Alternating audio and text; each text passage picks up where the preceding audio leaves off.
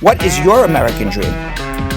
My American dream is for everyone to walk around freely and comfortable and not being afraid to show who they are. My American dream is to help my people from my community. My American dream is for people to be aware of different cultures and traditions and to be respectful of each other, of all those differences, because America is actually built by immigrants. We are all immigrants in this country. My American dream is to continue doing what I'm doing and educating people about who we are as Mexicans, what we have to contribute to this country, and we are part of this country. Let's not forget that. My American dream is for everybody to know that I'm not a bad man, that I'm really capable to do a lot of stuff in the best way possible, always with love, with respect, and with that passion that is a characteristic of us Mexicans. Everyone has a right to the American dream. Groundhog Sam! Oh, hello, Mr. Owl. Who are you looking at? Get it? Owl say who. Oh, peekaboo, there you are again. Oh, Mr. Polar Bear, what are you looking at? Everyone's looking at something. Oh, you guys are so cute. I wish I could play with you. You're little like me. You're still bigger than me, though. But you're babies, so you'd be fun to play with. Oh, Mr. Bear, I feel your pain. I feel like that all the time. Oh. Hey, wait a minute. Is that a squirrel? A squirrel's in this competition? A squirrel won? I can do the splits. That's no big deal. I can do the splits too. You're not special. And another little guy like me? What is this? I can do that too. What are you saying? Hold the phone? I do that all the time. Hold the phone. Except I actually hold phones because I work in a law firm.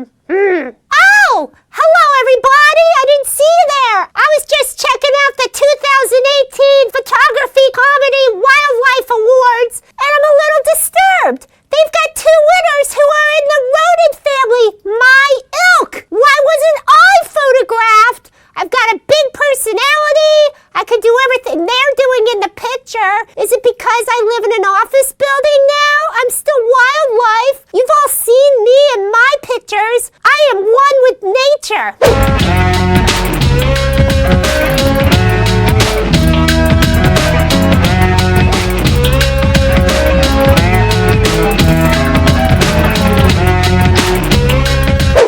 Write to the Wildlife Awards and ask how I can get my pictures in the running for next year. Anyway, did you miss yesterday's episode of Bradshaw Live? Well, in case you did, we saw part 2 of Belgium Kim at Comic-Con in New York City.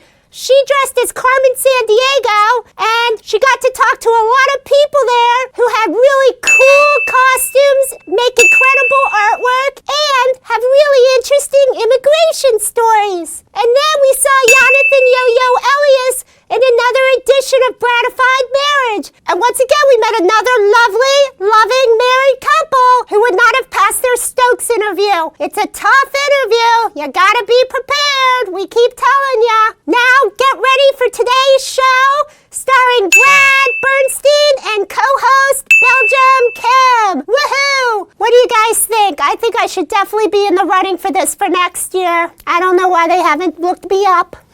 Okay. Well, I got work to do.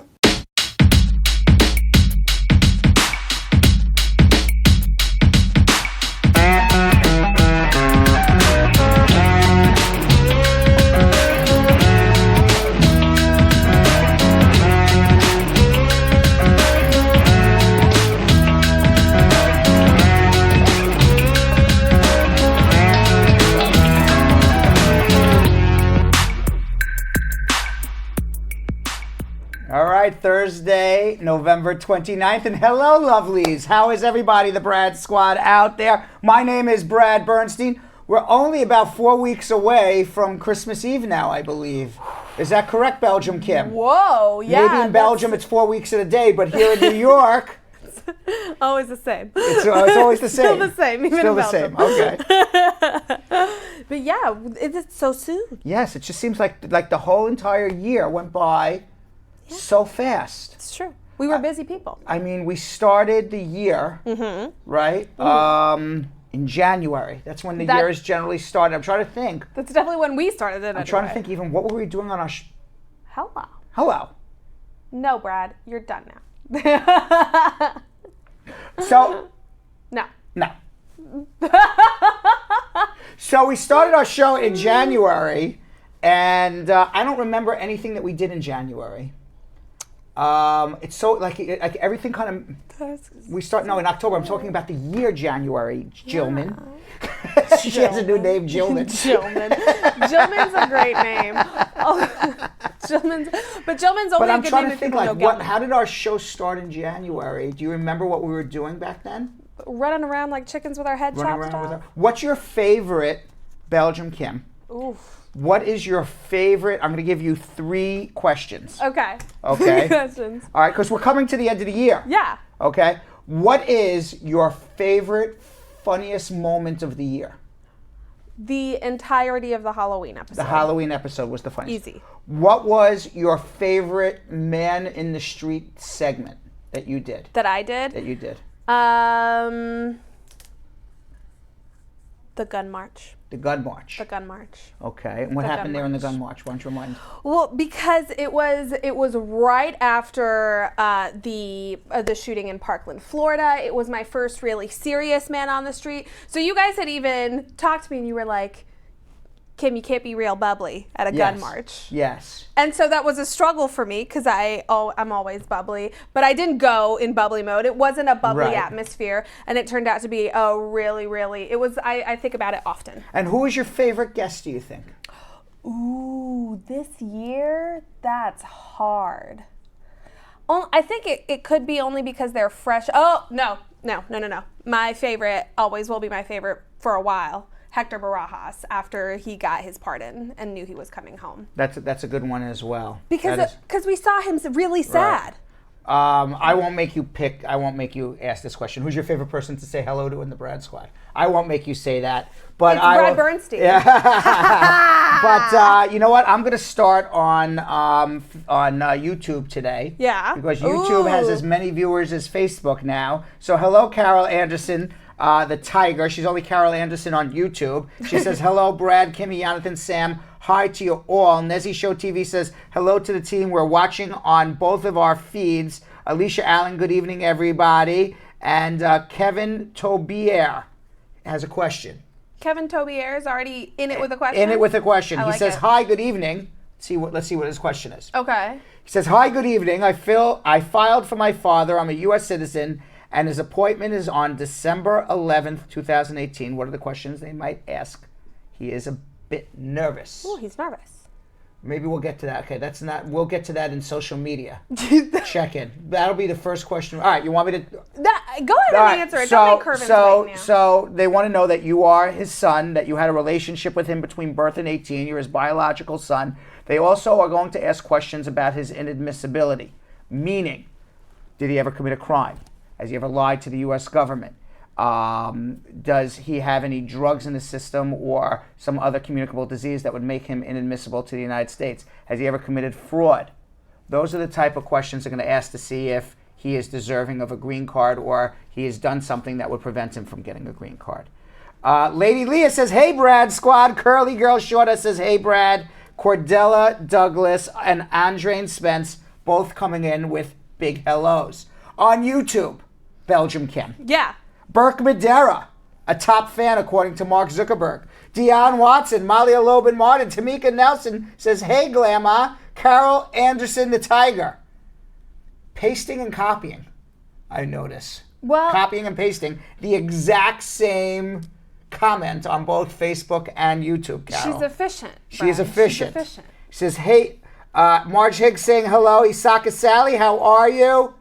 Lisa Bling Rose. Hi, Marge, Jella, Cordella, Marjorie K, Reginald, Ma Dukes, Lynn, Asset, Patrona Burke, Flower.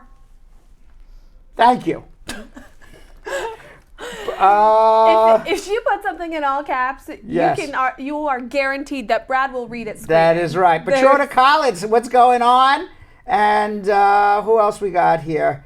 Dawn Harriet, Asset Lindo, 2 days in a row, Asset. We don't really keep count but we kind of keep count, right? We do. We right? do. We don't take attendance. We don't take, like, we don't say, raise your hand if you're here.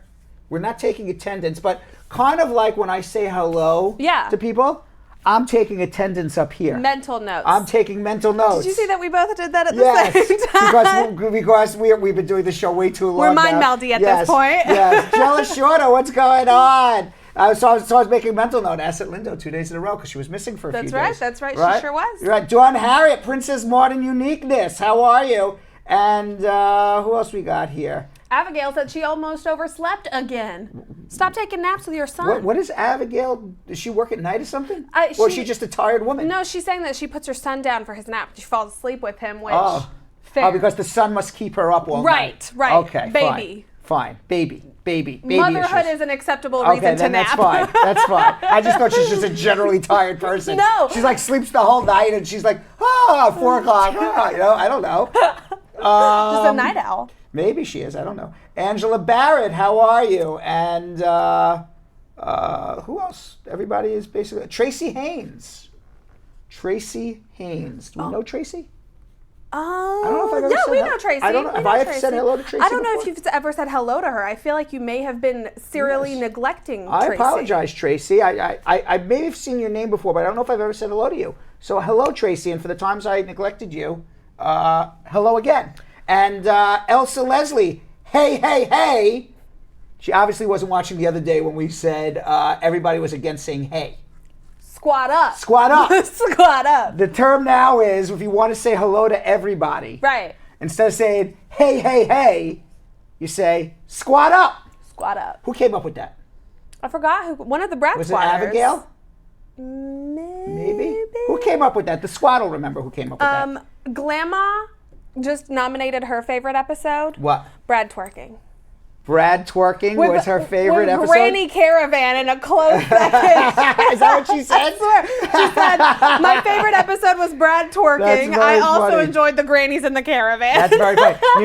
If people can leave their comments, I would love to hear what people think was our best episodes or our best segments or funniest moments. I really love to hear because it would actually be curious to me to see if you guys like the same material that we like, or you like completely different material than we like. So it'd actually be really nice if, Kim, after I do the schmooze, but before we get into our immigration questions, if you can save some or all of everybody's favorite scenes or shows and our guests or whatever it is, their favorite moments from the year.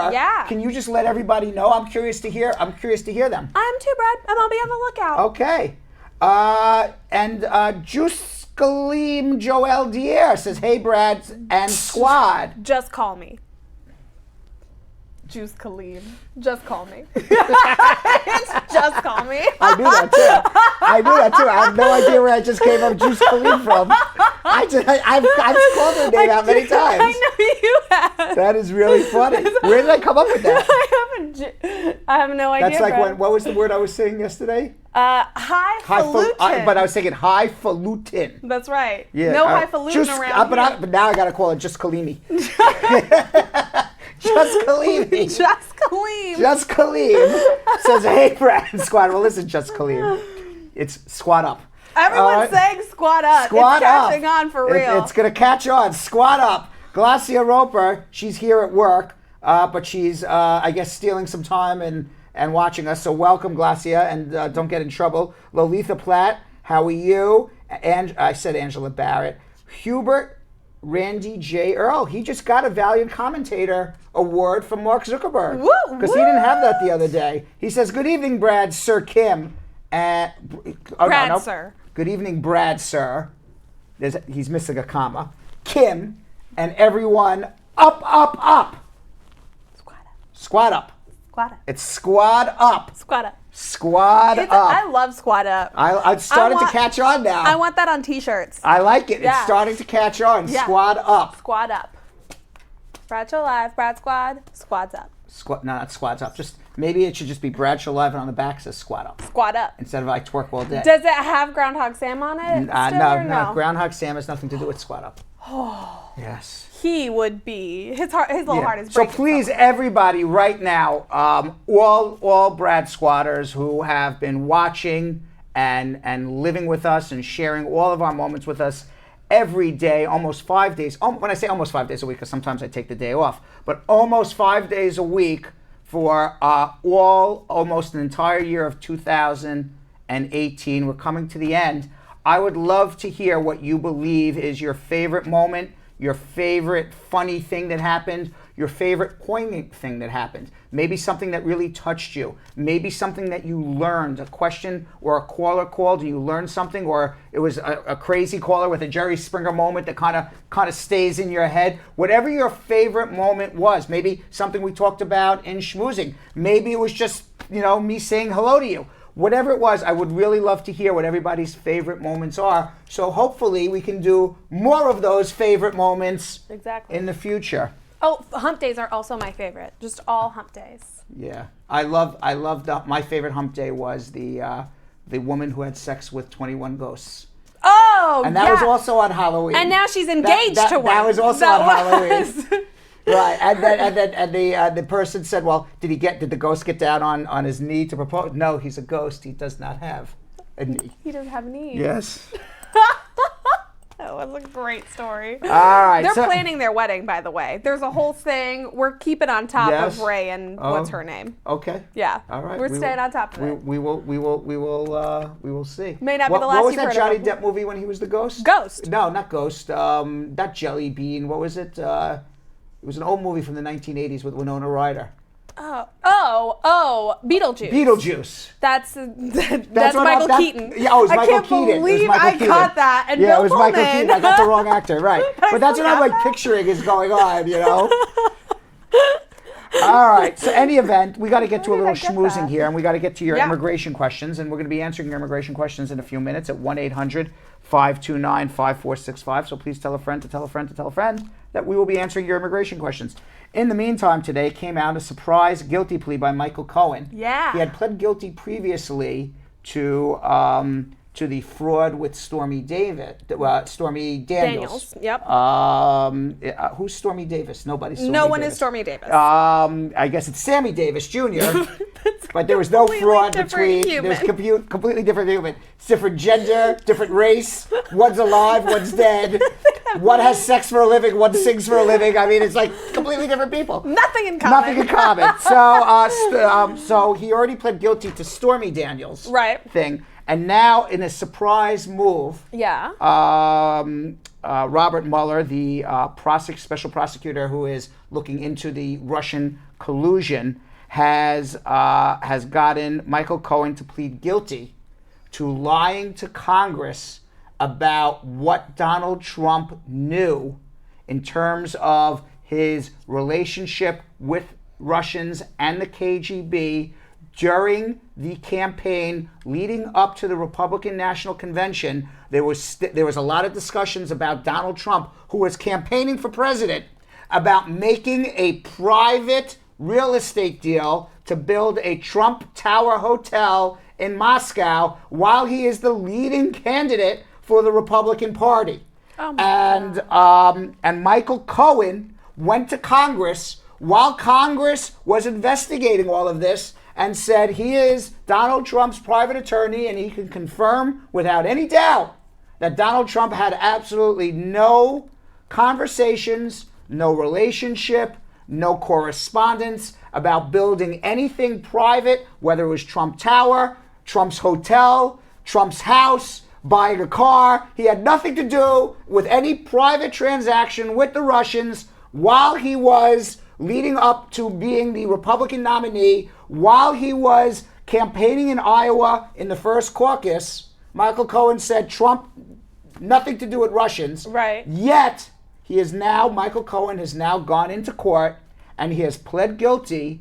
And what he has pled guilty to is lying that Donald Trump, from the time that, from the caucus in Iowa, which was in the spring of 2016, leading up to the Republican National Convention at the end of the summer, had multiple conversations with multiple Russian government officials in the KGB, at the Kremlin, about making a private deal, a private real estate deal to build Trump Hotel and Tower in Moscow.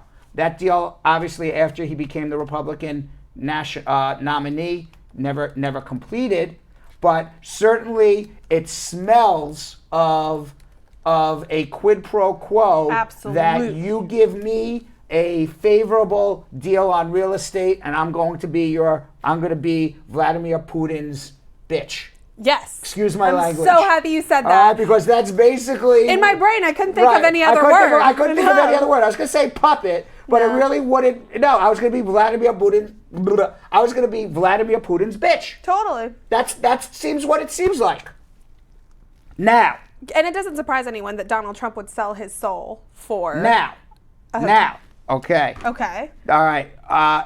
Michael Cohen is now facing 5 years in prison because of this.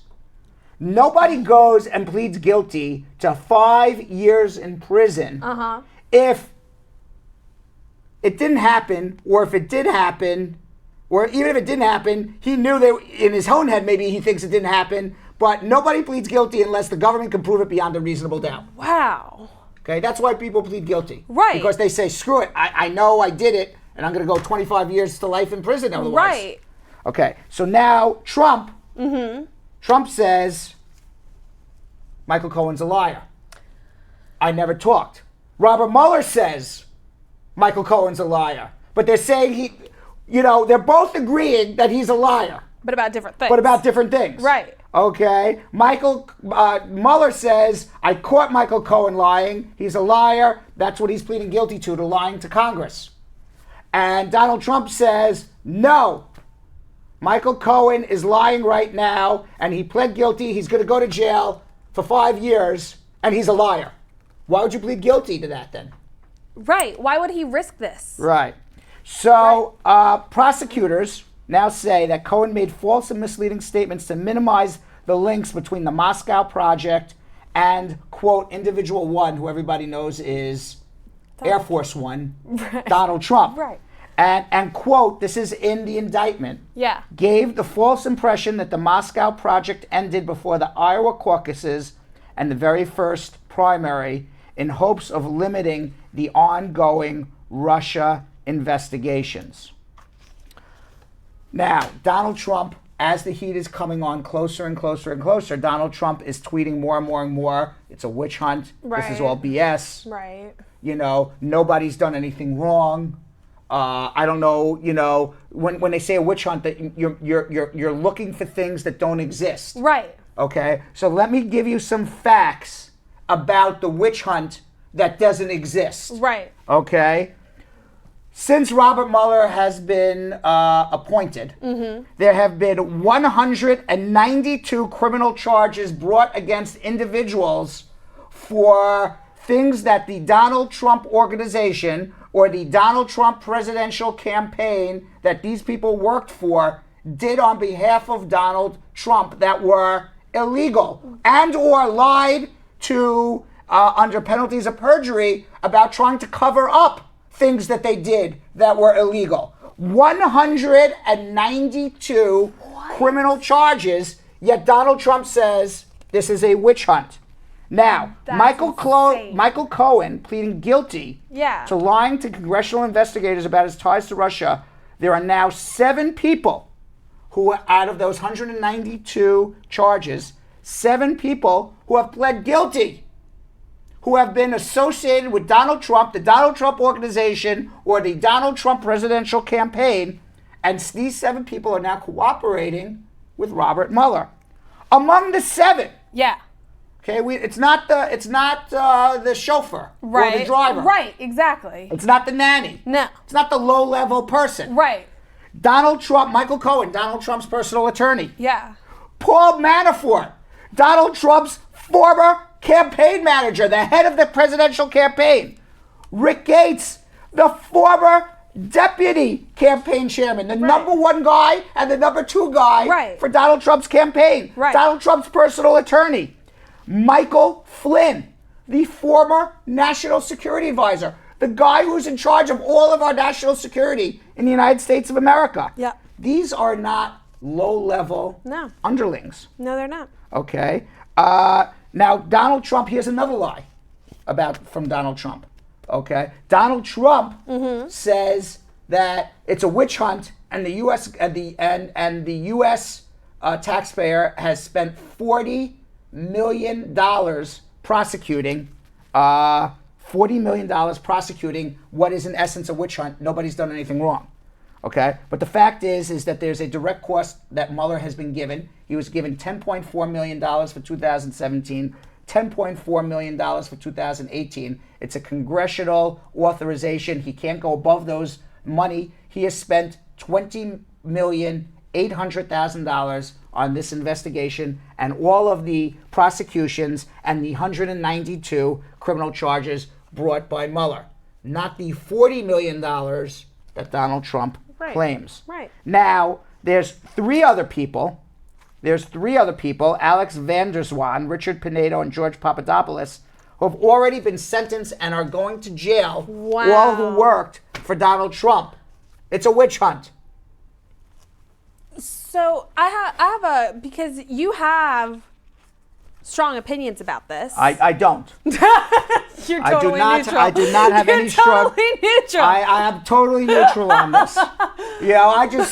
I just call it as I see it. 100%. Okay, I am not a Donald Trump fan, but I'll tell you, there's a couple things that he did that I actually would agree on with him. So when I agree with him, I will. Say that, yeah. Because I would say 98% I disagree with him. Yeah. And I think he's such a horrible, horrible human being that even the 2 or 3% of the things that I say, okay, I could agree that he would say that or do that. I can't. I just can't even. Rosemary Smith saying good night to everybody already. Everybody obviously Rosemary did not find my schmooze very appealing. No, because some people say good night as hello. Oh. Like it's like a good night, everyone, not like a good night. Oh, I thought it was a good night. No. See you. Goodbye. It's good night. It's more like a good evening. Yeah, exactly. Good evening. I'd like to. Why are you Count Dracula? I don't know. Good evening, everybody. So, dictionary.com came out with their 2018 word of the year. And the word of the year is misinformation. Ooh. Am I misinformation? It's misinformation. Last year, the word of the year was xenophobia, but this year it is misinformation. And misinformation is I don't know why they came up with word of the year, who determines this. But it's a big deal. They're the dictionary people, It's a big deal. It's a big deal to the lexicon. Is it the lexicons of America? Yeah. Is that somebody who's like into words? Is that what the word? That's not a lexicon. It's not, but it's something like that. Maybe a lexicon is something like in Marvel Comics or something. No, its lexicon is coming to attack.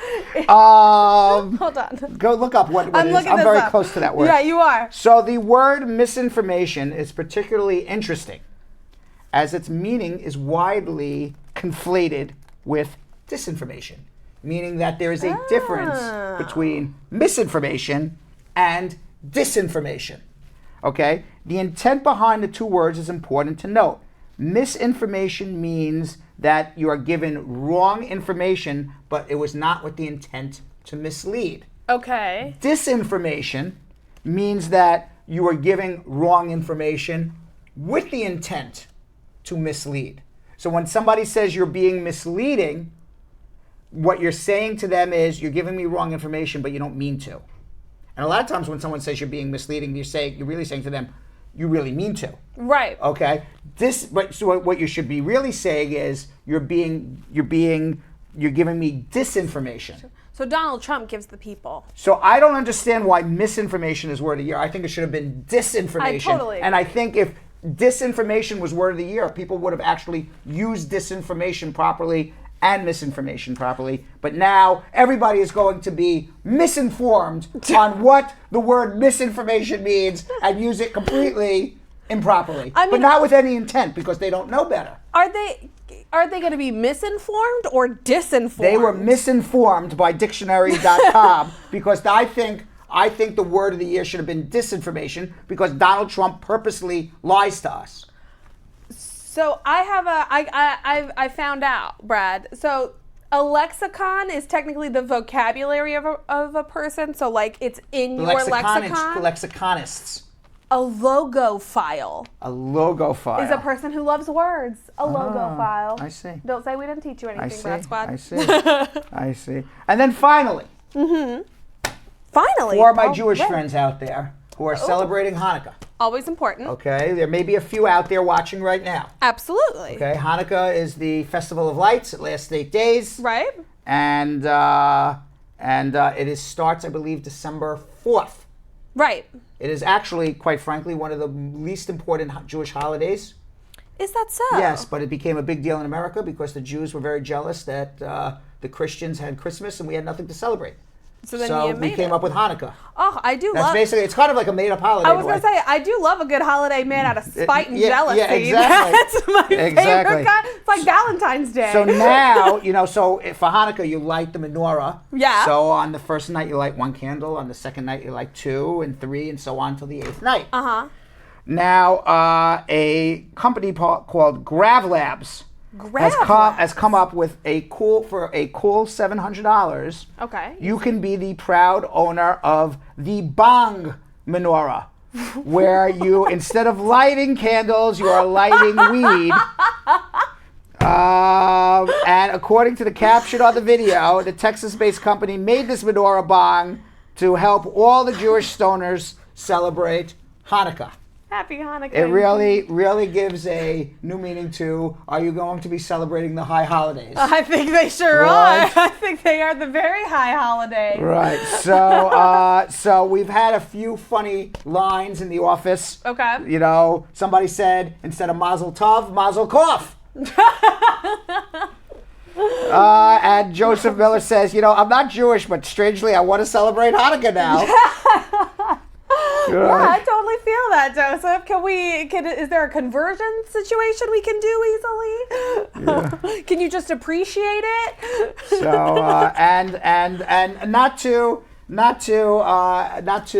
leave anybody out, but Taco Bell also is getting into the holiday spirit today. They are rewarding customers with a lovely holiday apparel collection.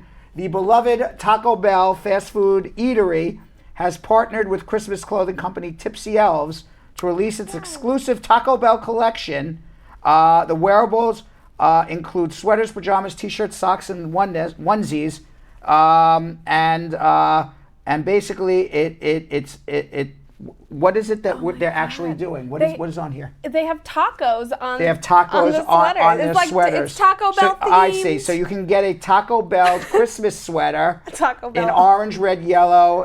They're made in cotton and warm fleece. And the question of the day is: would you wear a Taco Bell Christmas sweater, Belgium Kim? Not Taco Bell, but there are some fast food chains that if they were to come out with something like this, I would be in. Like if Shake Shack came out with something like this, I would rock a Shake Shack onesie, Brad. You would. A Shake Shack onesie? I try to stay away from Shake Shack. What? Oh no! Yeah. What fast food restaurant apparel would you be willing? None. None. Any but I would dress up as the Hamburglar from McDonald's. I always liked him. That'll be next Halloween. The guy who steals the hamburgers. Finally. I said the other one was finally, but now we have another finally. It's okay. Until you find another one you like. Yeah. The data is out. Okay. And the top baby names for 2018 have been released. Ooh, did people name their babies something stupid this year? The top 5 most popular boys' names. Yeah. In this order is Liam, Noah, Aiden, and Caden. Aiden and Caden? Yes. And the top 5 most popular girls' names are Olivia, Emma, Ava, and Isabella. Oh, those are pretty. Yes, those are all pretty names. I like those. Food names are up. What? Yes, people are naming their kids kale, kiwi, maple, and saffron. 30% increase on the baby named Kale. Kale? Yes. Y'all, don't name your baby named Kale. Mm-hmm. They're going to be relentless. The name Stormy from Stormy Daniels has surged 63% from last year. Wow. And some Kardashian names are on the rise as well. Right. Oh, yeah, because... Dream, Saint, and Rain also on the rise. Well, and Kylie Jenner named her baby Stormy. Yes. Now, I've never played Fortnite, but my kids play Fortnite. Okay. Have you played Fortnite? I have not played Fortnite. Right, my kids played Fortnite, but apparently there's names on Fortnite that have also shot up the charts. After a heavy game of Fortnite and you get pregnant and 9 months later, you're naming your kids names like Ramirez, Leviathan, Bunny, and Rogue. Oh my God. Millennials, please stop. On behalf of a millennial, don't name your kids dumb-ish. And Zen names are up also, like Peace, Harmony, Rainbow, and Hope. Well, did you think, like, when you named your kids, did you think of what you were gonna, like, how they were gonna be treated on the playground? Now, it's very funny, but I'm just reading here that Marge Higgs says a lady named her baby ABCDE and was ridiculed by the airline, which apologized. Yeah. I happen to have this story here. Absolutely. I was going to talk about it tomorrow, but Marge Higgs has let it out of the monkey barrel. Out of the bag. Out of the bag, I guess, Absidy is here. All right. So a Texas mother complained that a Southwest airline employee mocked her 5-year-old daughter. This is what Marge was talking about. Right. After naming her daughter ABCDE. Tracy Redford said that she and young ABCDE, and it's pronounced Absidy. Absidy, really? Yeah. Well, you know what? That's exactly what the Southwest Airlines employee said. Absidy, really? Yeah. Right. They were flying from Santa Ana, California to their home in El Paso a few weeks ago when a gate agent began mocking the girl's name. You know, I'm going to tell you, I have to say, I think it's child abuse to name your child something that would be mocked. Yeah. Because your child's going to go to school, 4, 5, 6, 7, 8-year-old kids. They're going to bully your child because of the name. Exactly. And you're really setting your child apart, and you're setting your child up to be bullied. Yep. And I think it's actually almost in a way child abuse in a way. Absolutely. But I'll tell you what the story was. The mother told the news outlet the gate agent started laughing, pointing at me and my daughter. What do you think the other kids at school are going to do? Exactly. This little girl is 5 years old. Correct. This is the first time you've had to explain this. Right. So she goes, "Hey, if I can hear you, my daughter can hear you too. So I appreciate you just stop." So Redford claimed her daughter heard the employee mocking her and asked why. She said, "Mommy, why is that lady laughing at my name?" And I said, "Not everyone is nice, and not everyone is going to be nice, and it's unfortunate." That's what the mother said. So the gate agent also allegedly took a photo of the girl's boarding pass and posted it on her social media. Now that's crossing a line. And after 2 weeks of doing a formal complaint, Southwest didn't do anything. They finally have apologized. Okay. Now, to make matters worse, Absidy, ABCDE, Absidy, right, is an autistic 7-year-old child. So that is even worse to have your autistic 7-year-old child with such a name that people would mock. That's crazy. Yes. Cordella said because of that, she's going to name her kid 1, 2, 3, 4, 5. Yes. Okay, Cordella, if you're going to name your kid 1, 2, 3, 4, 5, Jilly, just remind me that's the combination on my luggage. So please, I got to now change my luggage because my combination is now Cordella's kid's name. How did she know the combination of my luggage? How could you have possibly cracked that code? Figure that one out? My God. God, everyone at the airport now is going to be rummaging through my stuff. They know it. 1, 2, 3, 4, 5. That's Brad's bag. That's Brad's bag. Way to stay super secure, Brad. All right, so what do we have before we get into our immigration questions? Yeah. What do we have for our memories? Brad, we had some delightful ones. There was definitely one that I think that there were two tied, it looked like, for best. The Halloween show and Brad twerking. Those were everybody's favorites. Carol loved the Halloween show. Elsa loved Antoinette Tough Story. Tamika said that as well. I like that too. Yeah, because Antoinette Tough Story was insane. Burke Madera said that her favorite was with the couples who can cook. Oh. The in Mississippi. Chins. The Chins. In Mississippi. Is that right? Yeah, they I did think the so. Chinese The Southern Chows. cookie. The Chows. The Chows. Sorry. The Chows. They Yes. were great. Yes. Oh, that's right. No, they were amazing. Don Harriet said Brad twerking. Absolutely. So Jella B said my favorite moments of the year are Brad twerking and the Halloween show. Dion said absolutely. Me too. Donette said the same thing. Yeah, everybody was into. Can you imagine if I twerk on Halloween next year? I mean, it would. Oh my God. Now, Asad said something really sweet. What? She said the saddest moment was when you were hospitalized. Aw. That's true. That is true. That I was the saddest hospitalized. moment. I had back-to-back surgeries this summer. The funniest was when Groundhog Sam chewed through the cords and disrupted the show. Special shout out to Groundhog Sam. And the standout were the grannies who marched across the country. But every show stands out because I learned something new every show. Wow. Very good. Look at Asad. I have to say, I agree with a lot of what people said. I do too. Carol Anderson's favorite is also Groundhog Sam. Yeah. She loves it. Yeah. No, People totally love agree. Groundhog Sam. So just to sum up, you guys want more Brad twerking, More groundhog. more groundhog, More grannies. more dressing up, and more grannies. Right. Basically, more dressing up, more grannies, more groundhog, And more heroes. and more heroes.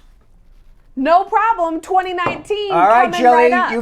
you got your marching orders. There you go. All right. So now we're going to go to a part of our show that really is the basis of our show, where I get to show off all my knowledge on immigration by answering whatever questions you may have. It's something we call us with your immigration questions. All right, let's go to Ricardo in Brooklyn, New York. Ricardo. Good evening, sir. How are you? I'm good. What's going on? I have two questions for you. What I wanted to know, my wife is filing for me. I'm in the state, and my daughter is outside the state.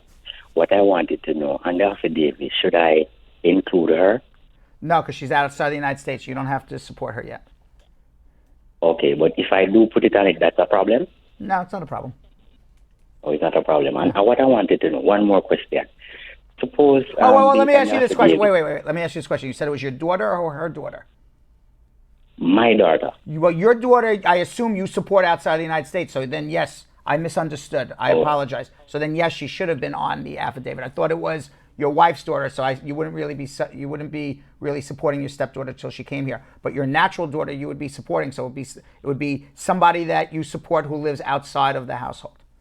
Oh, so include her name and Yes, everything. absolutely. And even how much sponsor you can put, even if you, for instance, one of my sponsors is earning like 70 something, and my wife is earning like, I can use more than one person, even if it overqualified, doesn't really matter. Doesn't matter. It's fine. 70,000 should be more than enough.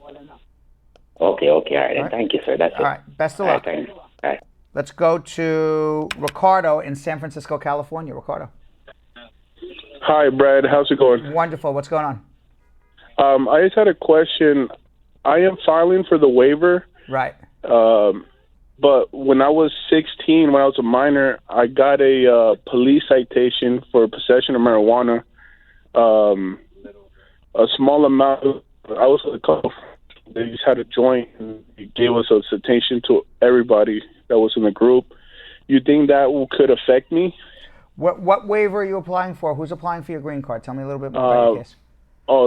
My wife, she's a citizen, and we just got approved for the spouse petition, and now we're moving on for the waiver. You entered the country without inspection. Yeah. Okay. Yeah. When did this conviction happen? It happened in 2010. I was 16 at the time. All right, yes, it's going to affect you. You're doing a provisional waiver now for you to go home. Yeah. It's not going to cover a marijuana conviction, even for a joint. So when you go to your home country, where are you from, Ricardo? Mexico, Zacatecas. Okay. All right. So when you go back to Mexico to pick up your green card, you'll come with your provisional waiver, but you're also going to have to go with your disposition for this marijuana conviction. And even though it's a citation, it's still a conviction under immigration laws, and you have to bring definitive evidence that what you were found guilty of and what the police found was less than 30 grams of marijuana. Because if it was more than 30 grams of marijuana, you're barred from ever getting your green card ever in your life. So you need proof when you go to the embassy this was less than 30 grams. It's not enough just to bring your disposition. Then they're going to deny. Then they're going to deny you anyway, because you have a marijuana conviction for one joint, which is still an inadmissible offense, and you would need to file a waiver again. And presumably, in theory, the waiver that you do here in America for the provisional waiver, you have to show extreme and unusual hardship. Assuming you get that approved, it's the same extreme and unusual hardship that you have to prove to get your waiver done and approved for your marijuana conviction, but you do that at the embassy after you leave. When I say, in theory, it should get approved, because if you were able to prove it in one waiver, you should be able to prove it in another. But, as anybody knows, if you take, the same legal case and put it before 3 different juries, you're going to get 3 different results. So what I would suggest to you is, yes, you have an issue. It's a big issue. And before you just, say, do you think I'm going to have a problem? I'm moving forward. You have a problem. It's a problem that can be overcome, but you have a problem. You just can't just willy-nilly just start filing stuff. So I would suggest you definitely have a consultation with us, even by phone. Because I got all my paperwork when I applied for my DACA. I renewed it 3 times already. Right. And when I did the first application, they asked for the fingerprints and they asked for my criminal records. What you need for DACA and what you need to get a green card are 2 different requirements. Oh, okay. All right. So just because you got DACA, because DACA is no serious misdemeanors. Okay. That's different than being inadmissible for a marijuana conviction for a green card, and they only allow waivers for less than 30 grams. So there's just 2 different requirements for DACA and a green card. So you're definitely going to need a consultation. So hold on 1 second, all right? Okay. All right, let's go to Danny in Queens, New York. Hey, Brad, how you doing? What's going on? Not bad. Quick question for you. Happy holidays, guys. Thank you. Just passed. Thank you. Welcome. Brad, my mother is 89. She's eligible for citizenship. I have my sisters, ages 40, 46, 53, and brother 58. Brother is married, sister is not. Now, can she file for them? And how long is that going to take? She can file for the unmarried people now. She can file for the married people when she becomes a citizen. But it's going to take 6-7 years. So unless she's going to end up being the healthiest woman in the world, which I hope she is, she may not make it through the whole case. Oh, okay. But do it anyway, because, and I'll tell you why. Because after she files, God forbid, and I'm not giving you a kind of horror or anything. I don't wish it on anybody. But God forbid anything were to happen, if the petition gets approved, you can take over the case as a brother. Okay, great. All right. Thank you, Brad. All right. She's doing good, though. She's very healthy. Thank you, All right, Brad. then let's keep it up. All right, thank you. All right, thanks. I'll come see you. Let's go to Jimmy in Hartford. Hello, Brad. What's up? Hi, Jimmy. What's up? I'm good. I got a couple of questions I need to ask you, sir. Yeah. Yeah, I went for my interview at the UCHE. Right. And they told me my biometrics was expired and I got a traffic violation. So they need the record from the court. So I bring it back, and a couple of months I get it approved. You get what approved? What was approved? I 31. Your advanced parole or your I-130? Yes. What was approved? The petition, it said the petition approval. Okay, so the I-130 got approved. Yeah. Okay. Yeah. And a traffic violation shouldn't prevent you from getting a green card. So unless it's more serious than what you're making it out to be, you should get a green card.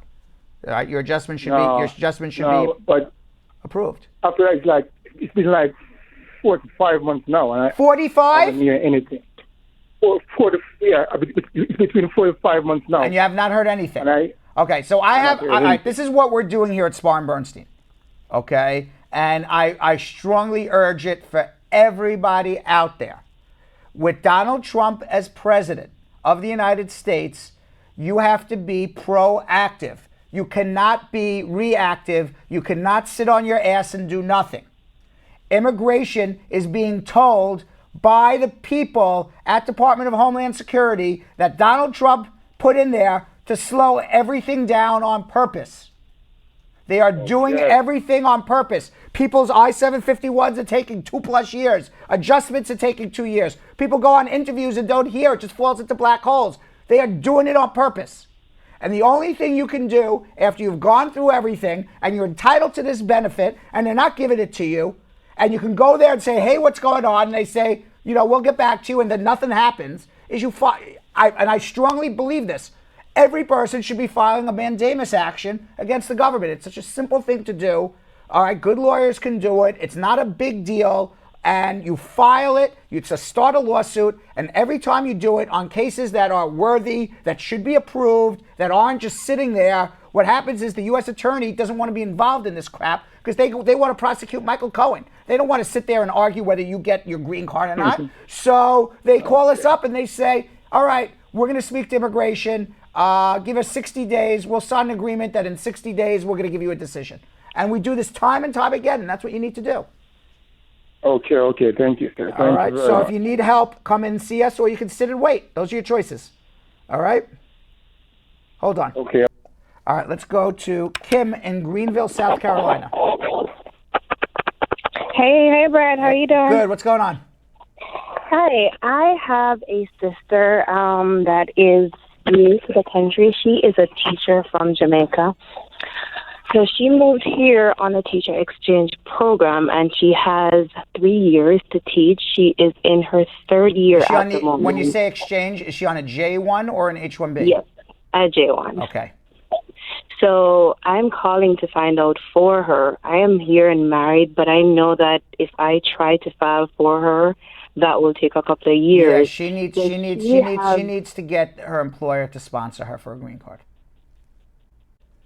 Is that possible in public education systems? If the Board of Education wants to do it, why not? Okay, and that's her only option to ask her employer. Or find a private school to sponsor her and switch over her visa. Okay. All right? All right, thank you so much. All right. Okay, hold on. Let's go to UCHE. UCHE. Is that your name, UCHE? Hello? UCHE? Yes. Okay, what's happening, UCHE? Good. What's going on? I'm fine. How is everything to you? I'm wonderful. What's your question? A friend of mine and his wife lives with his uncle. I understand. So they don't pay rent. They don't pay any bills in the house. How are they going to show, and they have interview to go, so how are they going to show proof of the both of them live together? Well, don't they have a bank account? Don't they get junk mail addressed to their home? Can't the people who live in the home sign an affidavit saying they live there? There's lots of ways to prove you live together. If you live together, it's a simple thing to do. Okay? Just because you don't have a rent receipt doesn't mean you don't live there. So you have credit card bills, health insurance, life insurance bills. Somebody's got to be writing you where you live. In America, you just don't live somewhere if you're actually living a life and you have a social security number and you have a job and you're opening up a bank account and you're sharing a life with a spouse. Nobody doesn't get nothing mailed to them. There has to be junk mail. Okay, a flyer in the mail, 20% off at the local store. Save it. It was addressed to you at that address. People get stuff. All right. So hold on. If the person needs help, he can give us a call. Hold on 1 second. Let's go to Raj in San Jose, California. Hey, Brad. How are you, sir? Good. What's going on? Real quick question. In terms of if I want to fly. If I want to go to Hawaii or New York, I have a green card, but the only problem is I have convictions. Can I travel here in the country, or can I do it? Yeah, travel in the country. Nobody's fingerprinting you at the airport. So go travel in the country. So it should not be a problem. Not a problem at all. Just don't fly out of the United States if you feel you're inadmissible. but nobody's checking you at the airport. Show your green card and you move on. So I can go to any state freely with a green card. Correct. They should not be questioning me. Correct. Cool. Okay, Mr. Barrett. God bless you, sir. Okay, thank you. Thank you very much, sir. Sabrina in Queens. Hi, hello. How are you doing? Just lower behind you. Oh, sorry. I have a question. It's two questions, one for me and one for my cousin. My cousin, she came when she was 15 years old, when somebody else's passport. It wasn't an American passport. She got married and she got her green card. They gave her the 2 year. But now she's thinking if she want to do her citizenship, it's not going to be a problem. What was the problem again? I apologize. I missed the first part. She came on on a different passport. Okay. Does the government? How old was she? Does the government know when she got her green card that she came here on a different passport, or they have no idea? 15. Do they know that she came on a different passport when she got her said, green card? She told him she came illegally. Illegally. All right. Yeah. So what I would suggest is this: before you file any citizenship, let us do what's called the Freedom of Information Act request and get her immigration records and see what the government knows. Because it would be a problem if she withheld that information when she got her green card. Now, she should not have, because at 15 you can't make a misrepresentation. So she should have freely told the government that she came on someone else's passport. But we should check her records, because now when she does her citizenship as an adult, you don't get the free pass as when you were 15. Okay? So hold on 1 second, all right? Okay. Sometimes people don't like my answers. They just want to hear, yeah, go do your citizenship. And if you want me to say that, I'll be happy to do it. But don't come back to me and say after and say, hey, you told me to go do it. No, I feel like they're calling the wrong person if they're looking for a yes man. You want a yes man? Let me tell you who to call. Who's that? I don't know. I had no good answer. But I will. But you seem to really have someone in your I had somebody in mind. mind, but then I wouldn't call him out. So then, so instead. Yeah. So instead of calling a yes man, what you can do is you can leave your questions on Facebook and YouTube. Belgium Kim's going to ask them of me right now. I'm going to give you an answer in something that we call social media check. All right, what do we got? So we've got our first question from Shakir, who said, how long does it take for a motion of appeal? A motion of an appeal. Those are two different things. There is a motion to reopen or a motion to reconsider. There is an appeal. Those are two different things. Right. So a motion of an appeal, that doesn't even exist. Okay, so he's saying, and I'm not sure what he's appealing and where he has filed this motion or appeal. So this is way too little information for me to give you an answer. Too little and too vague. Correct. Ismael said, hello, you guys rock. Thank you. Agreed. I rock. We rock.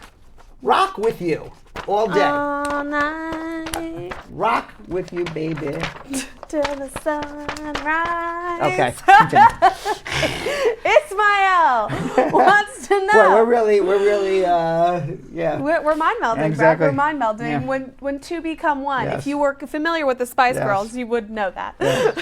They're back in tour. Oh, don't I know it? We even talked about it. You know what we really need to do? What? We should go to one of their concerts in the UK and get their immigration story.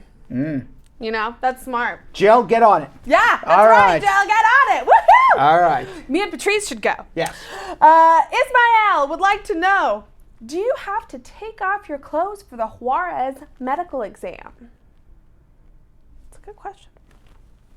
We've never had that You have one. to take blood. Okay. All right. They may ask to hear your chest. Okay. Okay. So I don't know if they can do that through a shirt or not. I'm not a doctor. I've actually never been to the medical exam. That would be weird if you were in the room. Yeah, I don't know, if your clothes come off or not. Generally, I would say you roll up your sleeve and they listen to, they want to make sure you don't have some respiratory disease that would be contagious. But generally speaking, I don't think they're giving you, if your question is, are they giving you like a gynecological exam or a proctologist exam? Right. No, that's not happening. Yeah. How no. deep do they go? No, they're not doing. They're not doing one of those. All right, so you don't have to worry about that. But will they ask you to like roll up your sleeve? Take your shirt. I don't know. Maybe. Okay. What are you hiding? Yeah. Or are you? Did you already have your medical exam and you're a little worried about some nefariousness that happened? I don't know. I don't know. Charms Curls would like to know, my daughter is planning on applying to college in the U.S. and I'm her mother and I want to file for her. I'm a green card holder. Is that going to be a problem? Yeah, you can't apply for college and be filed for a green card at the same time, because when you apply for a student visa, you're saying I have a non-immigrant intent and I plan on going home at the end of my studies. And then you can't say that at the same time that Charms you've already filed for her. So it's one or the other to begin with. KA on YouTube would like to know, hey guys, I've responded on 8/19 to an RFE that I was sent, but I have not received any response to that RFE. What would be my next step? I don't know what the RFE was. I don't know which case you're referring about. I need to know more. But your next steps, whatever you don't hear from immigration, you got 3 choices. Do nothing. Write them a letter and get frustrated because they just yes you to death. Right. Or file a mandamus action if it's a worthy case, like I discussed earlier. And you know who would do that for you? KA. Yeah, that man right there. Does them all day long. All day.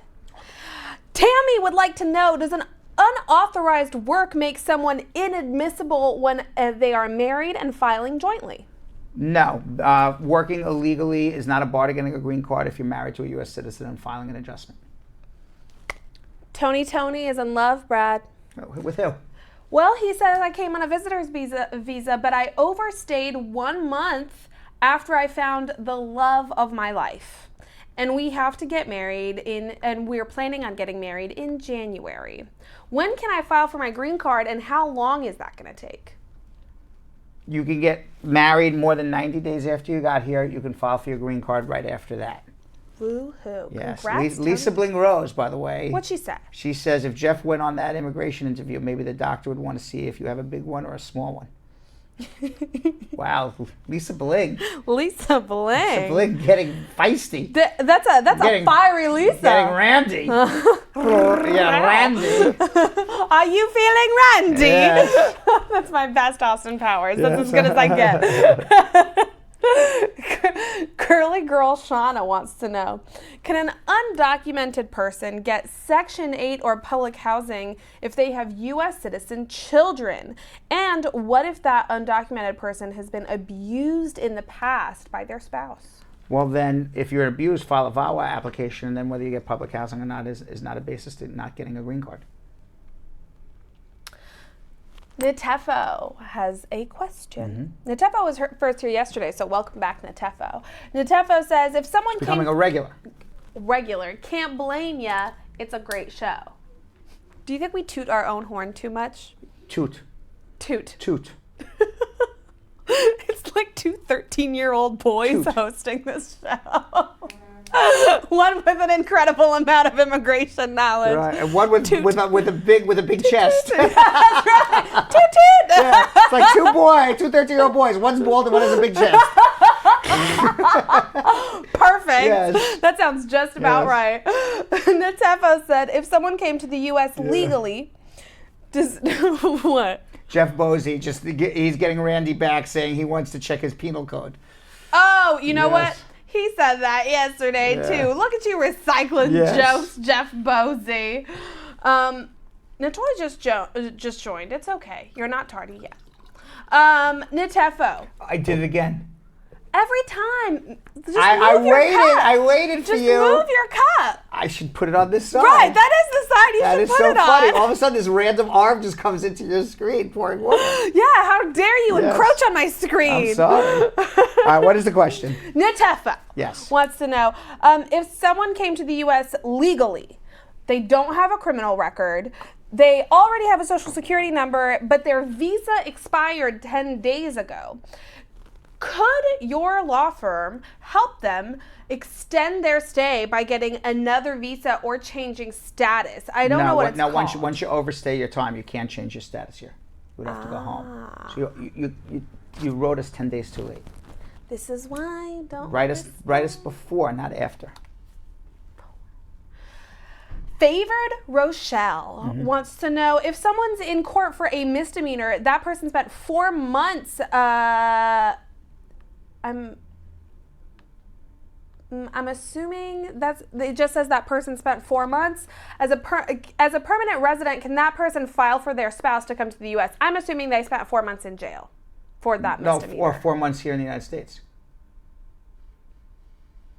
Maybe. A permanent resident can file for the spouse. Go do it. And unless it's an aggravated felony, there's waiver. Perfect. Answer. Answered whatever question you were whatever they had there.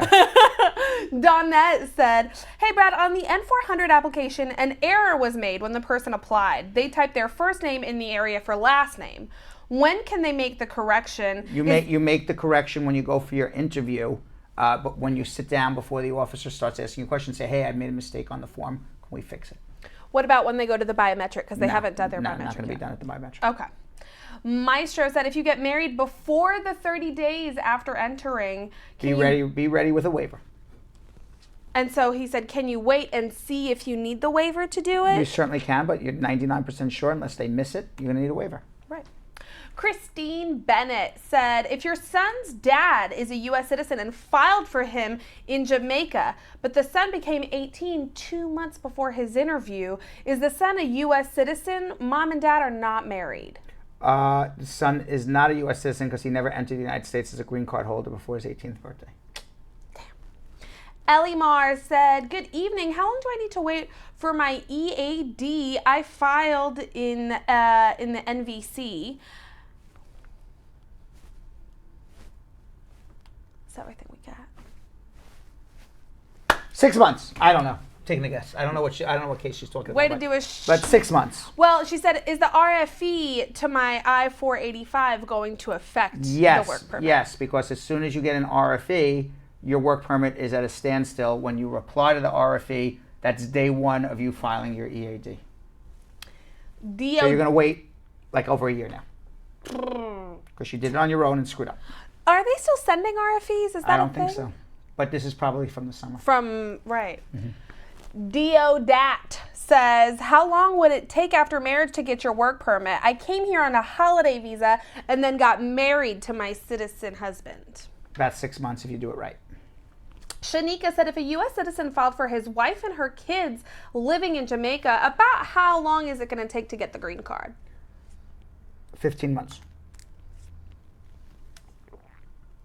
Sorry. Is that it? My computer. That's it for right now. That is it for right now. All right. So I had a great opportunity of speaking with a woman by the name of Rana Abdelhamid.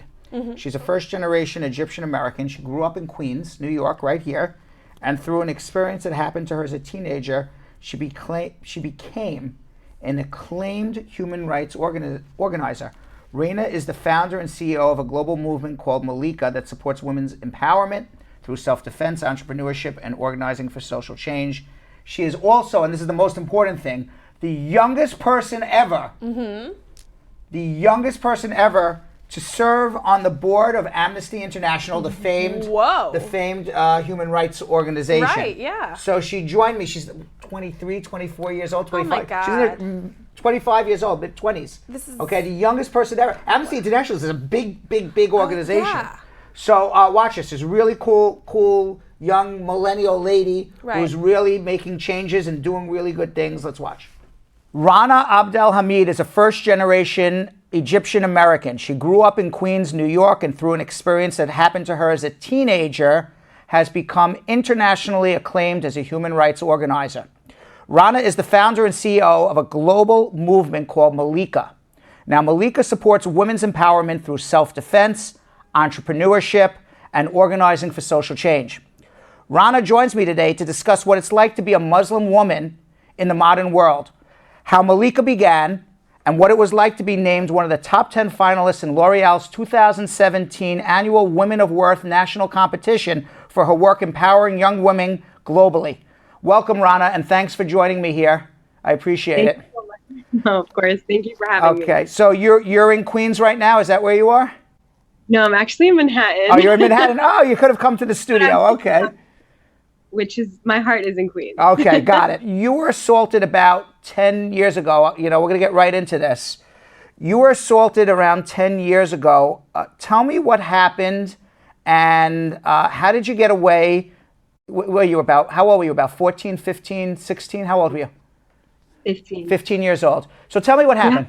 I was on my way. I was actually on Jamaica Ave. I was on my way to an internship or volunteer thing I was doing with a local organization. And I was walking down the street on Jamaica Ave in the summer. And I was then attacked by a man who was trying to take off my hijab. So just tugging at the back of my head, pulling me to the back. And my immediate response was actually to turn around. The way I've been trained, we're taught not to ever jerk forward. And so that did get this person off of me before he tried to reach out again. You were trained by who? How did you get this training to know not to? I think it was just my reflex because I had been doing martial arts for so long. So I have a black belt in Shotokan karate and have been in martial arts since I was 7 years old. Did the man say anything to you? He didn't say anything to me, but for me, the one thing that I really take away from that moment is just the anger and hate that I saw in his eyes and the look that he had towards me. It wasn't a sexual assault. It was assault against your religion and what you were wearing. Is that correct? Yeah, so I was wearing a more traditional way of wearing the scarf, which was more full. And the fact that he was pulling at my hijab of all articles of clothing that were on me kind of indicates to me that it was an assault on my religion. Did he pull it off? Did he get it off or no? He got part of it off, but not most of it because it was pinned down actually. And were you with friends? Did anybody see what happened? I was by myself, but right after that, I actually ran up. So I made my way to the organization I was going to, and I locked myself in the bathroom of the institution, and I was just crying because I was so overwhelmed. What were all the feelings that went through your mind? I think the number one thing was just the feeling of disrespect and dehumanization, and then just fear, right? The anxiety of having to step out again into the street and not knowing if that were to happen again. And it's definitely something that comes up for me when I think about or learn about hate-based attacks that happen. Now, when this happened, you were already taking karate. Did this make you want to double down on karate or even triple down on karate? I understand you're now a black belt. Where were you in your karate education at that point? I was a brown belt. Okay, so you were pretty close. So yeah, it definitely did continue to motivate me to want to pursue further education in self-defense, but also made me think about what self-defense and community defense could potentially look like more generally. So you started, I think shortly thereafter, an organization called IMWISE or IMWISE, International Muslim Women's Initiative for Self-Empowerment. And it's kind of merged into another organization that you manage called Malikah. Can you tell me about both of these organizations? And I understand it came about as a result of this attack. How long after this attack did you say, now I'm going to do something positive, not only for myself, but for other Muslim women as well, and other minorities as well? So at the time, I had been kind of surrounded by and around different community spaces that increased my awareness of the different forms of violence. And I remember one statistic that stood out to me about my community and the violence that my community was facing was that after 9/11, hate crimes against Muslims in the United States increased by 1,600%. And that was a really shocking number to me that I had never heard before. And also it made me realize that I wasn't the only one that had experienced something like this, and that this was a more prevalent and pervasive challenge that I just didn't, at the time when I experienced it, have the language to articulate what had just happened to me. And so I started to think about ways in which I can contribute to some solution to this problem, and even just for my own healing. And so started to reach out into my community and kind of get the feel of whether or not anyone would be interested in coming to a karate class and healing space I could put this on. So it was just me teaching karate and me then creating a space where young women who were my age talked about what it meant to be a Muslim woman in Queens or in New York City at that time. So starting this karate class and what it means to be, and having, more of a self-awareness group of what it means to be a Muslim woman in post 9/11 New York. What were you trying to get out of this, not only for yourself, but for other young Muslim women? What's the ultimate goal here? Is it to protect themselves, to feel better about themselves, to identify positively as a Muslim woman, all of the above, or there's other things as well? I think it's something more fundamental. First is the need and desire to feel safe, right? Mm-hmm. So I was seeing already at a young age that Muslim women face two forms of violence, right? Like many women, but many minoritized women, it was public violence, which was the public violence that you could face as a result of a hate crime and hate-based attack, but also private forms of violence that come in the form of gender-based violence, oftentimes in domestic violence. And so I was just like, how can I create a space where we could fundamentally feel like we could bring all parts of our identity and also grapple with our identities as Muslim New Yorkers? You became a black belt in karate, so you were teaching karate, and you started, I guess, everybody as a white belt, and you taking people through the process of learning self-defense. Did you bring in professionals who knew how to facilitate these conversations, or was it just done all off your own common sense and feeling about what's going on in the world? It was very much like off the cuff, non-professional. Uh-huh. And now that I look back, that we've developed a professional curriculum and like have done all these things to actually develop and do research on self-defense pedagogy, I'm like, wow, we've come such a long way. So, but it still worked. It was the reality and the ability to create a space where all women can come together and just have a conversation. Have women come to you and said, this changed my life, or this changed my outlook? Tell me some of the responses you've gotten from your programs. Yeah, so many times. I mean, I just remember walking down the street, again, in Queens. I was in Astoria this time, and it was a couple of years into the program. And for me, what was most moving was that a father of one of the young women who was in the program came up to me, and he was like, since my daughter has been in your program, I've seen her become way more confident in her own skin, way more confident in her voice, really thinking about her own position in society and wanting to be a leader in our community. And I thought that for me was really beautiful, because I obviously hear it from a lot of young women all the time, but for parents to recognize that change in their daughters, especially because sometimes parents can be resistant to putting their daughters in a class like this, right? Especially coming from more conservative backgrounds. So that was really beautiful for me. The organization's called Malikah, and it's an Arabic word, and I don't know Arabic, so what does that mean? So Malikah it means queen, beauty, or power in 8 different languages. In which languages? Swahili, in Urdu, in Uzbek, there's a Chinese dialect where it means beauty, power. So how big is Malikah now? I mean, are you 100 people, 1,000 people, 10,000 people? How many people in this organization? So we're a leadership team of about 40 people, and we're present in 5 cities across the country. And we have young women who come in and out of our program. So we've probably had a couple of thousand women who've been, maybe like 4,000 women who've been through our programs at this point. And we don't just focus on Muslim women. We do programs broadly for all women. And does someone have to go through a training course to actually, lead one of these programs? What's involved in that? Do you have to go through the program first, I assume?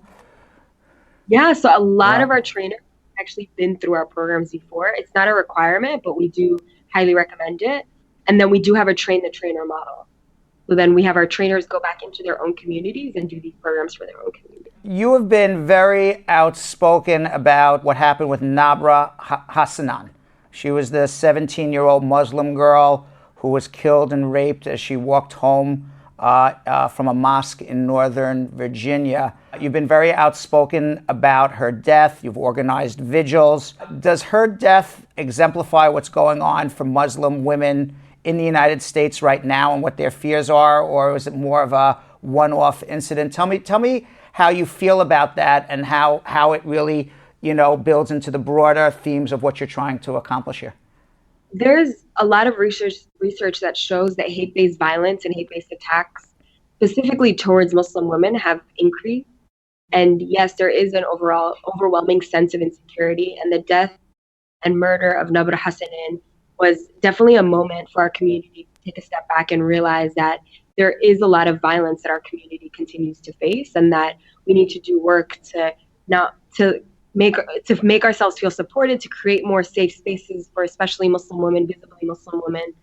But at the same time, I think this isn't the whole overall narrative of Muslim women in this country. I mean, we just elected 2 Muslim women to Congress, and we see Muslim women changing the face of different types of industries, from fashion to politics to art, and it's really, really inspiring. So I think in the face of that violence, there's a lot of beauty that's also happening. Do you see, because of the rhetoric that comes from the Trump administration, Donald Trump particularly, about Muslims, that people who had previously had negative thoughts about Muslims really kind of kept it inwardly and kind of in their basement or in their inner being? It's now they feeling more free to express hatred, which is obvious not only for Muslims but many minorities and many religious minorities as well.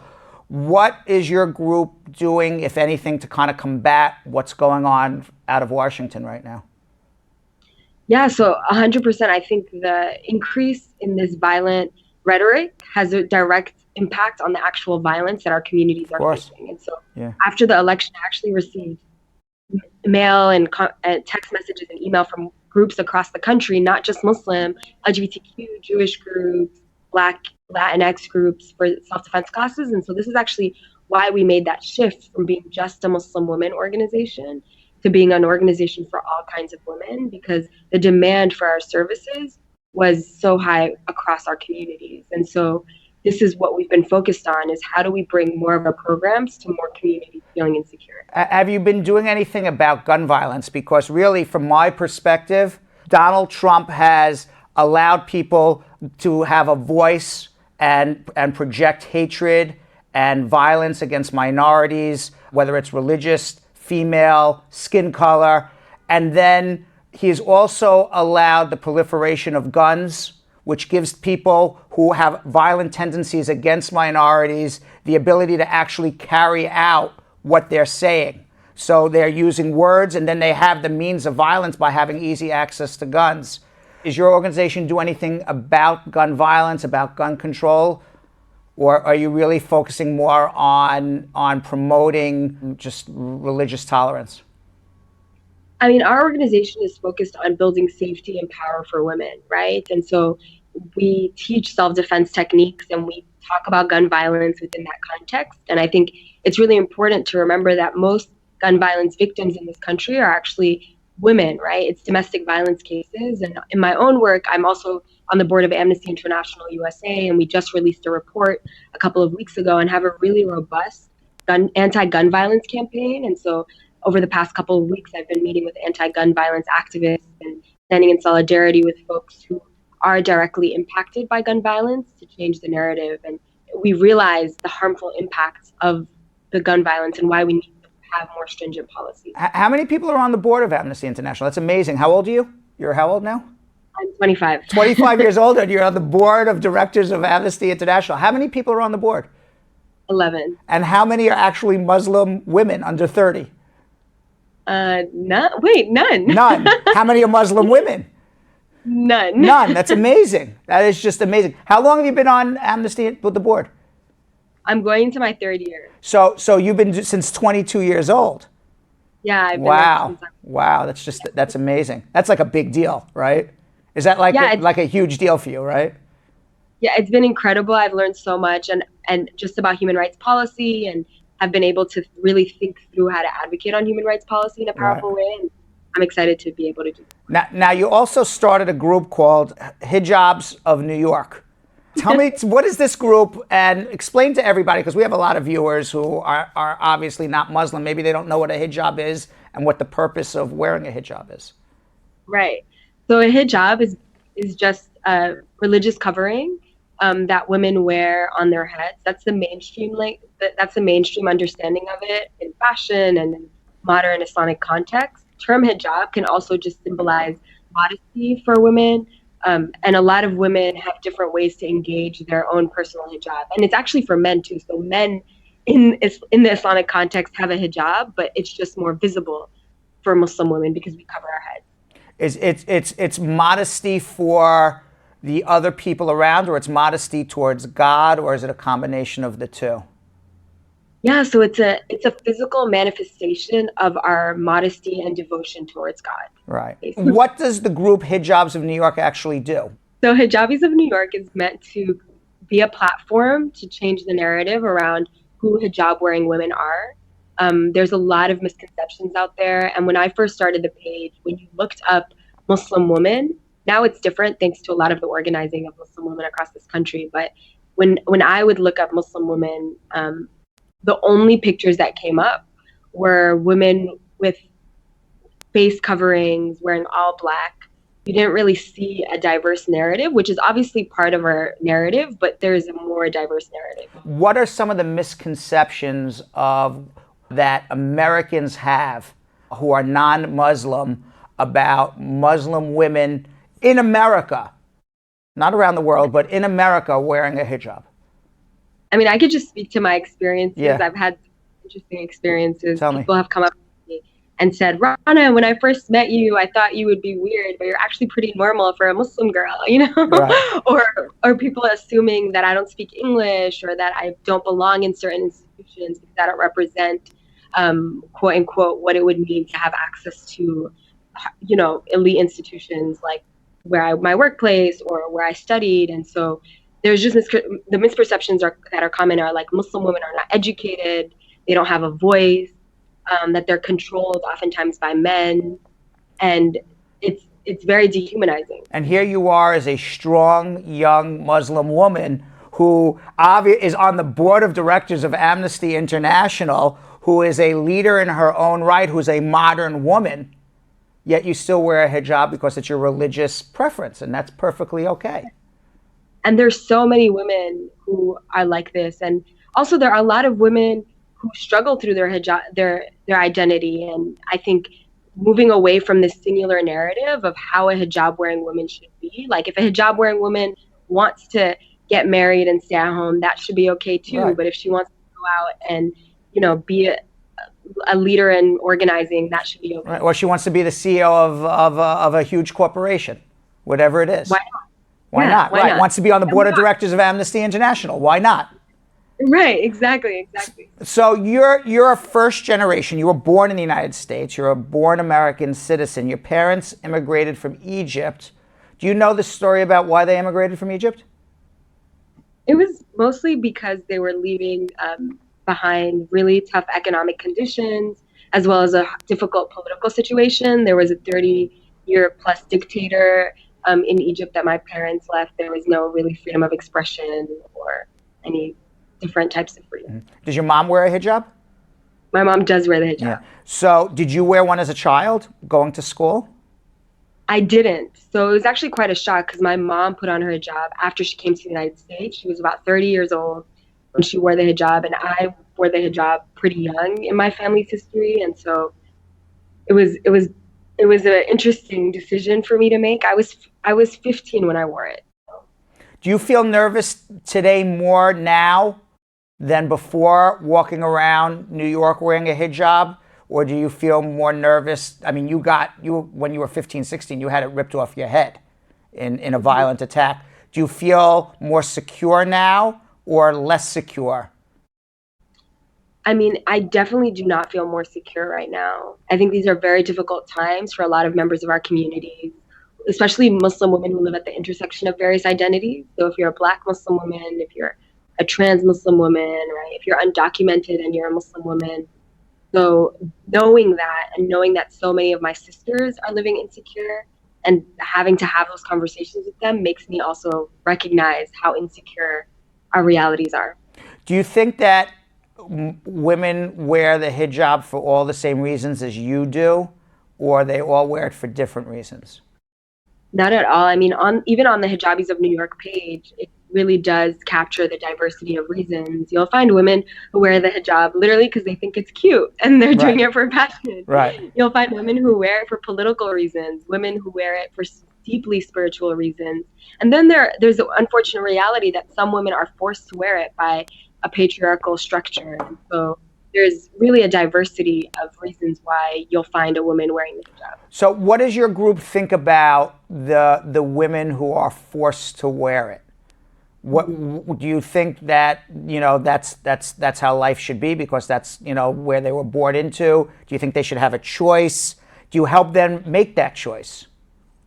Yeah, of course. I mean, we're we're a movement that's fundamentally grounded in a woman's power, a woman's safety, a woman's own choices. And so we believe that we don't want any woman to have to be forced to dress in any certain way. And so through our conversations, through our dialogue, we really hope to build a self-awareness, a level of self-awareness, so that women feel empowered to make their own decisions around many issues. Is it a large majority of women are like that, or is it a minority of women mostly now?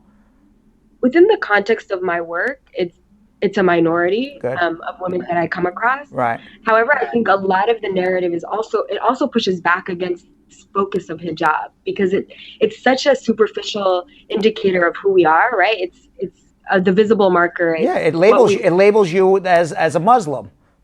Certainly. Right, but it's not like who we are, right? Correct. Like we're way more than what we're wearing, and I think that's where a lot of the conversation goes to as well. Well, I think that's great when you do wear a hijab. It label, you walk down the street, someone says, oh, or looks at you and says, obviously you're a Muslim, but it's really good to, to really explain to people why you're doing it, and people do it for all different reasons, and there's all different ways to wear it. I mean, there's traditional ways, there's more modern ways, there's ways that make you look more fashionable forward, I guess, and ways that make you look more traditional and conservative. Can you discuss that a little bit? Yeah, I mean, there are various reasons why people will wear hijab in different ways. There's a really robust hijab fashion movement, which is very controversial and very interesting to follow. Nike just came out with their hijab, which is very interesting. Right, it was I saw it was great. We just had, in San Francisco, the De Young Museum just had the first contemporary Muslim fashion exhibit ever in history. And it's up right now. The first international model wearing hijab, Halima, is now being contracted. I mean, there's such a huge change. And I think you'll find that there's also now a blur in like what it means to wear hijab differently, right? Like you could find a woman without hijab who's really conservative and a woman who wears the hijab who isn't. And so really hard to say what it is. I mean, personally for me, my hijab connects me to a tradition and a culture. And I wear the hijab the way I do because it connects me to an Egyptian culture. And Egyptian women always wrap their hair this way. It's more African oriented. And so that's why I wrap my hijab the way I do. So that's actually interesting. So depending on what part of the Muslim world you come from, you would wear it differently. Now, one of the programs your organization offers is entrepreneurial training. Tell me about that, and why are you doing that?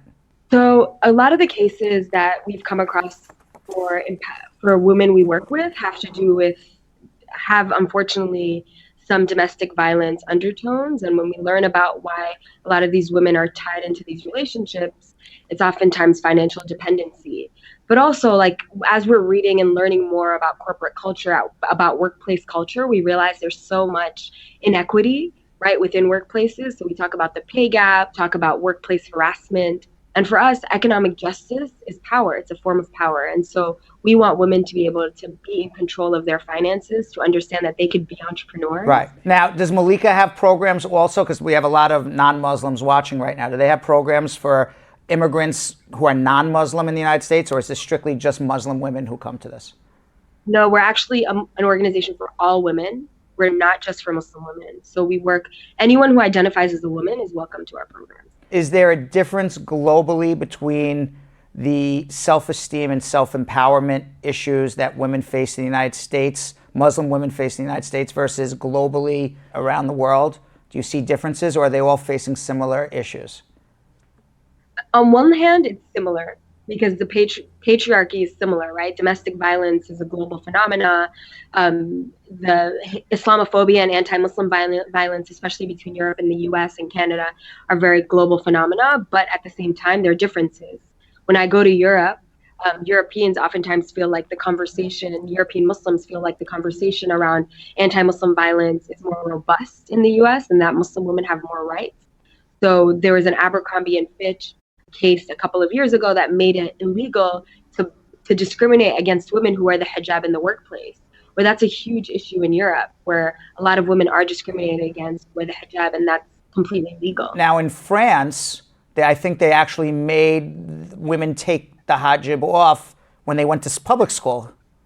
Yeah, in certain contexts, in certain districts, and it's completely legal. From my impression, you can tell me differently, that the Muslim community is more more integrated here in the United States, even though you may not feel it, than in Europe, where it's really divided between Europeans and Muslims. Would you agree with that or no?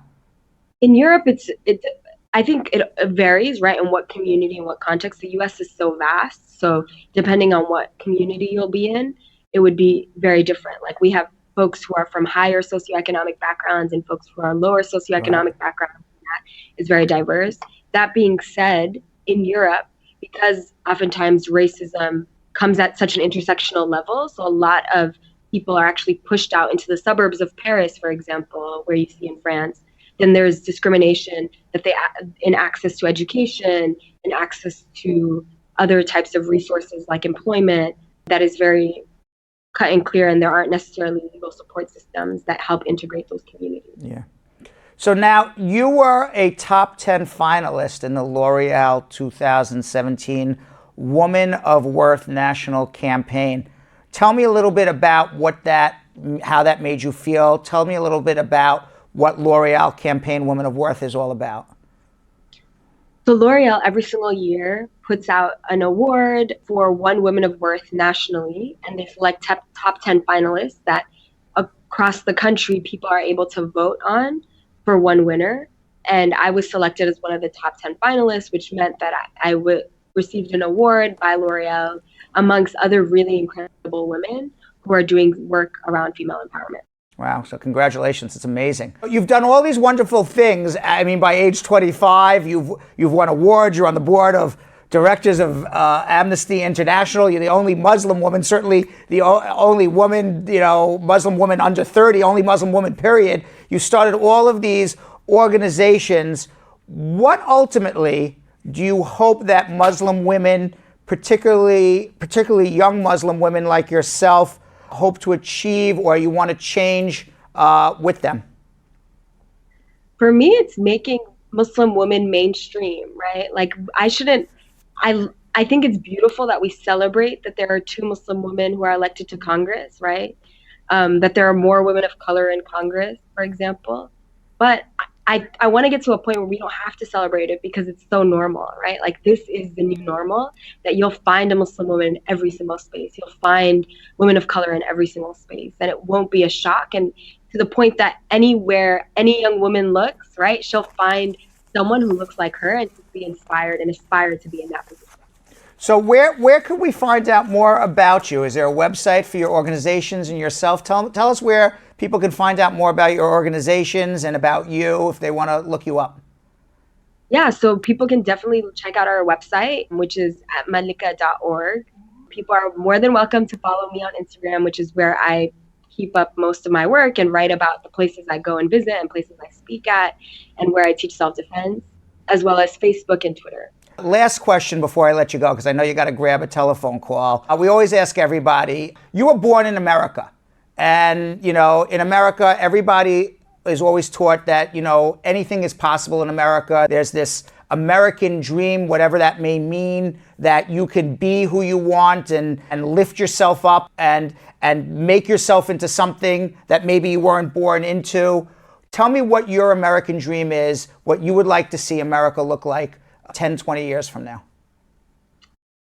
For me, my American dream is one of justice, right? I think what inspires me about being an American is our history of resistance, is the fact that every time anyone was banned, right, when there was the Chinese Exclusion Act, Chinese folks mobilized in solidarity with other people, right?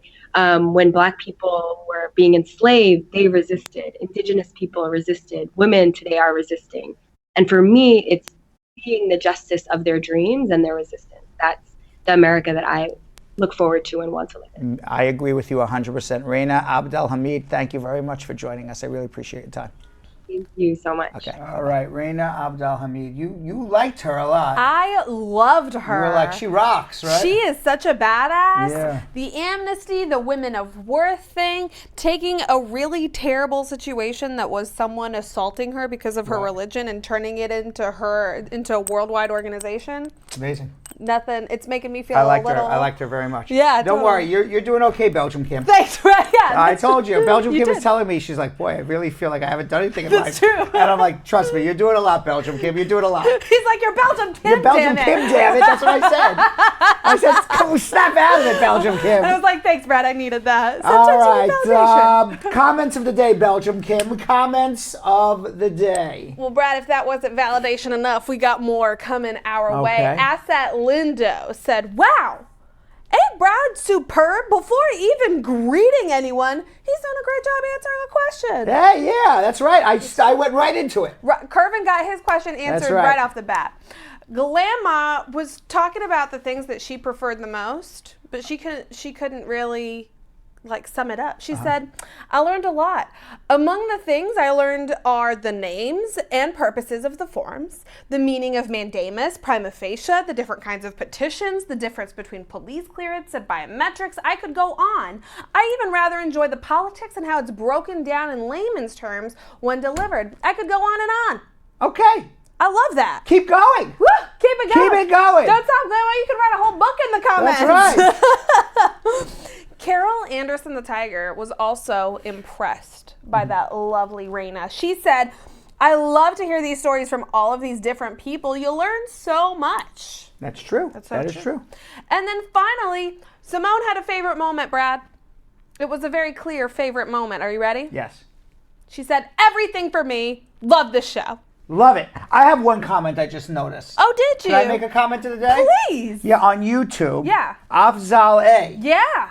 Says, a great part of the Brad Show is how Brad brings all sorts of people from all ethnicity and religion and helps bring awareness and educates not only me, but all of Brad's squad. Thank you, Brad, for bringing other voices to your show.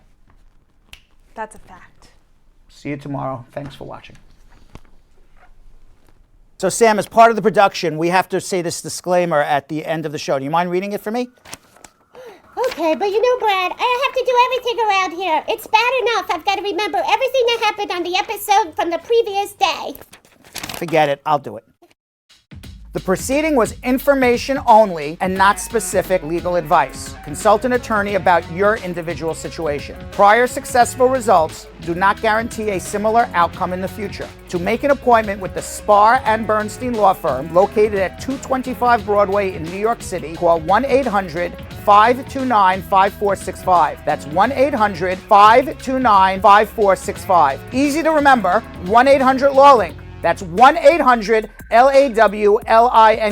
Once again, make a call to 1-800-529-5465. And of course, link up with the law offices of Spar and Bernstein, located at 225 Broadway on the 5th floor. If I were you out there, make the call, make the link, make the connection, make it Spar and Bernstein. 1-800-LAWLINK. That's 1-800-529-5465. And now, conveniently located in Hartford, Connecticut on 1 Congress Street. Visit us in Connecticut or in New York at 225 Broadway. That's 1-800-529-5465. 1-800-LAW-LINK. 1-800-529-5465.